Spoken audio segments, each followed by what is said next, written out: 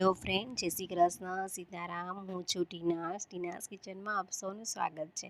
આજે આપણે એવી રેસીપી બનાવી છે જે મેગીથી પણ જલ્દી બની જશે અને ખાવામાં ખૂબ જ સ્વાદિષ્ટ બનશે અને બધાને ભાવશે. તો ચાલો આપણે તેને બનાવીએ.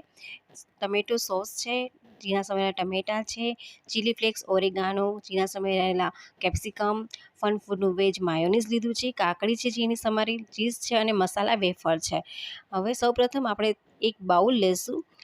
તેમાં ટમેટા જે છે એને મેં છે ને બી કાઢી નાખ્યા છે, કેમકે બીવાળા ટમેટાનું પાણી થાય એને ભાવે પણ નહીં, એટલે મેં એના બી કાઢી નાખ્યા છે.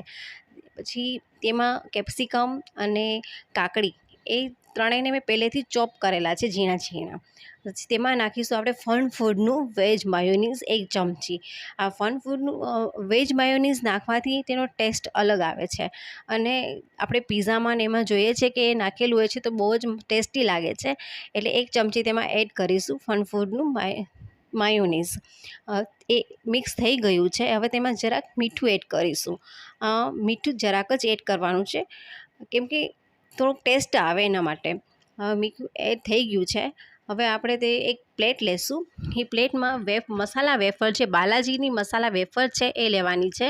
તેને વ્યવસ્થિત આ પ્લેટમાં ગોઠવીશું.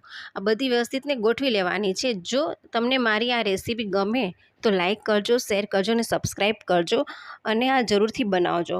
હવે જે આ મિશ્રણ આપણે જે ભેગું કરેલું હતું એ તેને અપ્લાય કરીશું. વ્યવસ્થિત રીતે અપ્લાય કરી દીધું છે.